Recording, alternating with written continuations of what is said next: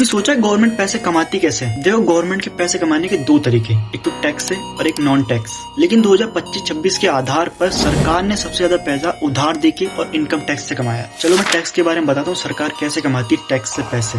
मान लो सरकार साल का 1 रुपया कमाती है तो उसमें 22% आता है इनकम टैक्स से, 18% आता है जीएसटी से, और जो बड़ी कंपनियां होती हैं जिनमें मुनाफा होता है ना, उससे आता है 17%, जिसे कॉर्पोरेटाइजेशन टैक्स भी कहते हैं। देश में जो पेट्रोल डीजल होता है ना, उससे होता है 5%, और जो होती है ना विदेशी सामान आता है जिसे सीमा शुल्क भी कहते हैं, उससे आता है 4%। ये तो हुई टैक्स की बात। अब आती है उधारीकरण से। उधारीकरण से गवर्नमेंट हर साल 24 से 27% कमाती है। तो कुल मिला के गवर्नमेंट हर 1 रुपए से 22 पैसे तो कमाती है इनकम टैक्स से, 24 से 27 पैसे ब्रोकरिंग यानी उधारीकरण से, 18 पैसे जीएसटी से, और 17 पैसे जो कंपनी पर टैक्स लगता है ना उससे, 9 पैसे ब्याज से और 5 पैसे ब्याज शुल्क से कमाती है। इंडियन गवर्नमेंट के हर साल अपनी कमाई का बजट पेश करती है। तो इस साल 2025-26 में कितनी कमाई हुई है? 50.65 लाख करोड़ रुपए।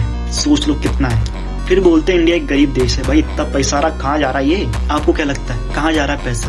कमेंट में जरूर बताना।